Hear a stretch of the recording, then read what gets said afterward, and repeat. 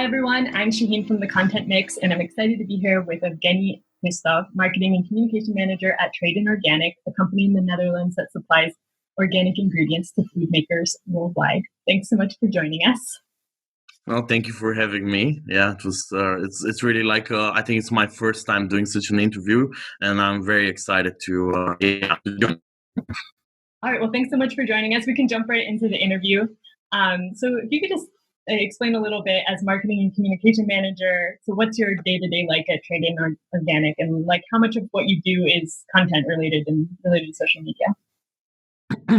Well, currently I'm the marketing go-to person at Tradin Organic. I'm the only full-time person that works in marketing at the company, and I'm managing all the social media channels. So we have LinkedIn, Twitter, Facebook, Instagram, and and I create everything. Like basically, I take care of everything, starting from looking for content, asking the different departments if there's something to share. I'm also writing the copy of the posts, selecting the visuals. Also, we have like a ton of like sourcing people around the world that are at our sourcing locations. So I'm constantly in contact with them, asking them for more pictures because we really need more content to share on social media. So basically, I'm managing the whole process of on our social media channels, and I've been doing that for now a year and 4 months. But previously, I've also worked in other companies, mainly focusing on social media. Mm-hmm. Okay, so it sounds like even though it's like a general marketing role, a huge part of the role is content. But is that like in addition to like other marketing, like paid marketing, or I don't know, other types of? We do send like newsletters. So we do email marketing. Also, like sometimes I've been at one of our projects in Serbia, and I recorded a video myself of the factory there. And I did the video and I shared it also on our YouTube channel. But it's basically a very broad scope of responsibilities that I have in my role, because it's a business to business marketing. It's not really like business to consumer marketing. And before I've worked in other companies where I've had a team that I work with, but currently I'm kind of on my own. But of course, I'm working together with my other colleagues who are doing events, and we're always like brainstorming for ideas and how to visualize things. Sometimes I also take care of designs. For example, we have before the COVID-19, we were going very often to some trade shows, and I was taking care of like the design of the booth, like the brochures that will be displayed there, what will be on our digital screens on our booth, etc. So it's a very like a broad scope of my role. But to be honest, I really enjoy social media the most, and one of my main responsibilities as well is social media. And so how did you get into this field in the first place? Like what was your kind of break into the social media content industry? Well, when I was younger, like when I was a teenager, I really wanted to be a journalist, and then I was always, I really wanted to be actually a news presenter and be a reporter in the news in Bulgaria, because that's where I originally come from.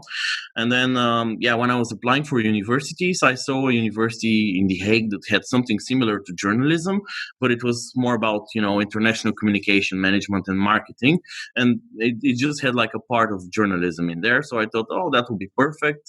Let's try it out. But I went there, started studying, and actually I became more interested in marketing and in communications and how all this targeting works. How to convince people to buy your product, to believe in your mission, etc.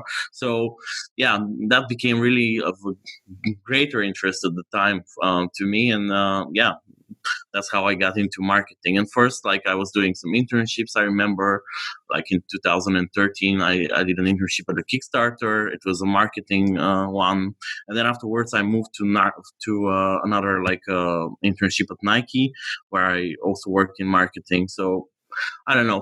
Somehow I shifted my interests a little bit more towards marketing, but I'm still like passionate about journalism, and my dream is that one day I work in journalism again. Yeah, my background's in journalism, and of course now I'm working in content marketing as well. And I think like there's really been a convergence of the field, and you're seeing a lot of people with journalism backgrounds joining marketing because now there's more opportunities. Like every brand kind Yeah. of reporting in a way. Yeah, definitely. And then you can also see like how let's say you do a social media post and then afterwards you can look at the analytics and see why, like, and analyze it yourself and think critically about what you're doing and why are people reacting in this way? Should I have changed the visual? Should I have written something else? Or like, how can I do better next time? And then you learn by doing. It's really like, yeah, you just try it out and you see how it goes in the beginning, and then you get a little bit of a sense of it, because marketing is more of something that's ever evolving. It never stops evolving. There's new technologies, new challenges, and new opportunities there. So yeah, that's why I think it's also really interesting to work in the field. And you mentioned like a Tradin Organic, it's really a B2B company. I mean, you guys make ingredients that you sell to people who use those ingredients to create other products, right? So Yeah. yeah, I mean, could you explain? I mean, I think every B2B marketer has the challenge of like how to best use social media, right, to connect with their audience. It doesn't seem as obvious as with B2C. So what kind of channels do you use, and like what kind of advice would you have for other B2B? Well, for example, yeah, before when I worked more in the B2C world, we were using Facebook, Instagram, but right now we're focusing mainly on LinkedIn, for example, because yeah, LinkedIn is the main platform where we can see other people that work in companies that would buy our products and turn them into something else. So yeah, it's yeah, this was the shift in my work experience, that I shifted a little bit from Instagram and Facebook, and then I moved to LinkedIn. And then we are also having a different tone of voice. Like, we're not like talking about promotions or like things like that. We're talking more about our projects, how to how all the efforts that we do in order to assure that we have organic integrity and sustainability, because that's really like the areas that we're focusing on. So that was a little bit of a shift in my career, because before that I was working for a B2C brand, and there we were really pushing promotional messaging, buy one now get two, etc. But right now it's more of storytelling than promotions. Mm-hmm. Yeah. So, I mean, what's been your focus on the strategy? I mean, in terms of, or is there like a particular campaign that you'd want to highlight, or something you've done that you think you do differently than competitors that's been like a good strategy for you guys? Well, last year we had, for over a month, we were promoting all of our ingredients that are suitable for vegan and plant-based food. So yeah, that was a very interesting campaign, because basically all of our ingredients are plant-based and are suitable for vegan food.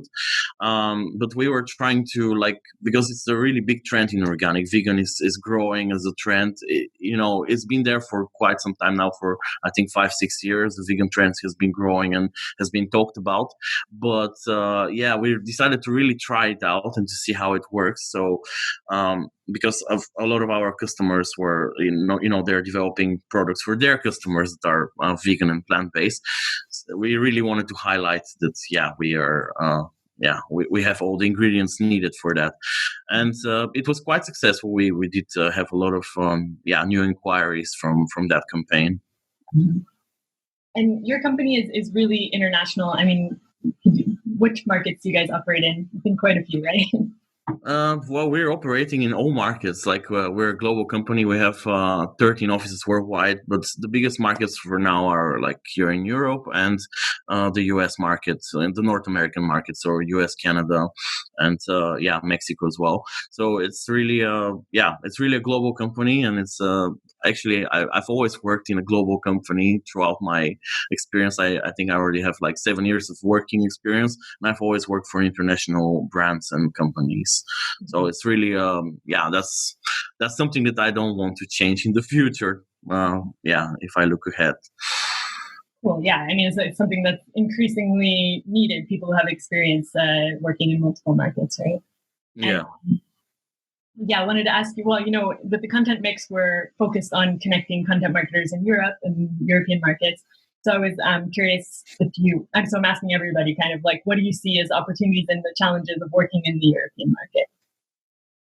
In the European market, well, the European Not for just market one is market. really, yeah, let's say it's really different from the US market. I think you're from the US, right? Yes. And, here in Europe, we have to really tailor our communication messages or the messages that we are sending out to our target audience because we cannot sell a product or we cannot convince people to believe in what we're doing in the same way in the different countries or the different markets in Europe. Um, for example, like you cannot sell, like, let's say, a pair of shoes in the same way to people in Spain, in the same way that you sell it to people in Finland, for example, because let's say the consumer in Finland is more oriented towards premium brands, towards luxury, whether in Spain is just, it has to be like useful and it has to be wearable, like in cold conditions. So it's really it's an interesting challenge, but I also see it as an opportunity because then you learn a lot about the culture of the different European markets, because every country in Europe has its own culture, and it's really it's even like, for example, Germany. You cannot sell in Berlin I'll give an example of a pair of shoes again. So let's say in Berlin, people are more like hip, and they're more into like alternative style, alternative brands. Whether, for example, in Munich, people are really like into premium and very like fancy clothing, etc. So you have to really be smart and like analyze the market and to like really dive into it in order to understand how to get your message across. Mm-hmm. Yeah, definitely. And so, like in your current role, like, how much of what you do needs to be adapted to different markets, and how do you manage that? Well, currently we are translating our newsletters for the German market because, here, like Belgium, the Netherlands, people are like, there's a higher percentage of people speaking English, and we usually send this like for the message to these regions in English. But for Germany, Spain, Italy, we use the local languages, and we translate it. Sometimes we also adapt the visuals. And that's something that you manage. You said you're the main market. Yeah. I manage. Yeah. You work with like translators in each of the markets and kind of. Well, currently most of it is done in house because we do have offices in these countries. So we do ask somebody from the office to translate it. But yeah, I do manage the whole process. I see. Cool. Then just wanted to acknowledge the fact that we're in a very unique situation right now in the middle of a global pandemic. So I was just curious how that's impacted any plans you have for marketing and also just like your day-to-day life and your job. Well, I have a very easy answer. Basically, all of our events have been postponed or canceled. And I think I told you in the beginning of our conversation that we as a company, Tradin Organic, really goes to a lot of events and a lot of trade shows, especially around Europe, around the US. And for us, it's very unfortunate that they have been canceled. So, but on the other hand, it's also a little bit more positive because it's brought this digital innovation, and we are using more and more like digital tools in order to reach out to our customers and to connect with them. I've never had so many calls before, also with my colleagues. Usually in the office, when you're sitting together, you can ask them something, for an opinion. But now, I have to call all day. So yeah, it's challenging, but we've adapted very well to it. And to be honest, I'm looking forward to to being back to normal. Mm-hmm. And yeah, so how has it impacted like right now? You're working from home, I imagine? Oh yeah, I'm currently working from home, but from the next week, because we're almost at the end of our sort of a lockdown in the Netherlands, because in the Netherlands we didn't have a real lockdown. It was more of a relaxed approach, or like as the Prime Minister of the Netherlands called it, the intelligent lockdown. So I'm going back to the office next week, but we have schedules. So the office will be not used at full capacity. There will be different teams going at different times, and we are asked if if we can use our bikes, because we bike a lot here in the Netherlands. And thankfully, I live in Amsterdam and my office is here in Amsterdam, 15 minutes by bike. So I will be biking there. But yeah, I've been working from home for now almost 2 months. And in the beginning, it was a little bit like lonely, because I really like to socialize with my colleagues and to ask them for opinion on what I'm doing. So that was a little bit of a challenge for me. But actually now, when I already spent 2 months working from home, I'm quite enjoying it, because I get to listen to my own music. I get to structure my day the way I want to. There are less distractions. So yeah, I do think that the future might be more of remote working for people. And I do see now, if you look on LinkedIn, there's more and more companies offering remote jobs and looking for people to work remotely. So I think in this perspective, the perspective of COVID-19, we'll be working more from home in the future, but that's not necessarily a bad thing. Even though, I do miss the social contacts. I do miss the Friday drinks, especially because, then it's when you get to know your colleagues in a different way. And of course, I miss that, but also the comfort of working from home is there. Definitely is there. Yeah. I think for us marketers, like the chance that, this trend impacts us more because it is the kind of job that can be done from home. Absolutely. No matter what industry you're in, really. Yeah. So, so I wanted to go into the rapid fire round of these few questions, like to offer some advice to other people on some tools and things like that. So I wanted to know, what's a lesser known app or tool that you can't work without, or that you depend on? Well, the one that I thought about is not really connected so much to marketing, but there are definitely really interesting insights. It's called Monaco, and it's part of Monaco magazine that I collected, so I have it here. It's really a great magazine. I don't know if you've heard of it. It's about all kinds of things. So there's business, there's marketing, there's events, there's travel inside. So I do like to listen to the podcasts during the day. I do have like a speaker here, and when I'm working, I put it on and I listen to it. Another one that I'm currently hyped on is Procreate. Procreate is like for iPad, and you can draw on it. And I really like photo editing and taking pictures. So I'm using it for that. So these are the two apps that I currently use the most. Nice. And is there a marketing influencer in Europe who you follow? Not really. Like, I don't really have a favorite one, but the CEO of Doppler, Virginia Yangievich, I think was her. Yeah, Yangievich is her last name. I really like the brand Doppler. I'm even like drinking from their bottle now. I really like their brand and how they are approaching the sustainability aspect of reusable bottles. So I do like to follow her. She's not an influencer though. She's just the CEO, but she shares really interesting content. I think that counts as an influencer for sure. It's a very subjective term. And then, so the last thing on like an event or an industry organization. Well, I really like the Next Web. It's like because I'm a little bit of a tech geek, so they're based here in Amsterdam and they're sharing news about technology, but also about marketing. And they organize this yearly conference in Amsterdam that I've attended already twice. I was looking forward to this year, of course, but I think for now it's postponed until October. But we'll see if it goes ahead. I really hope it does, of course, with all the safety measures taken. And another one, I really like Wired magazine. Like, they have a website. Also, like, I'm informing myself about technology there. And I do follow other organizations as well, but they're also not marketing related. I'm a little bit of an aviation geek, so I follow a lot of news about aviation. And actually, this industry is really hit really bad right now from the current crisis. So I do follow it closely. So yeah. So do you have any parting advice for other marketers or communicators in these unique times? This is or any other closing thoughts? Well, I think they should really try to focus and to try to adapt. It's sometimes difficult, especially if you're more of a like social person in the current times that you work from home and you're locked inside and then you don't get to see your colleagues.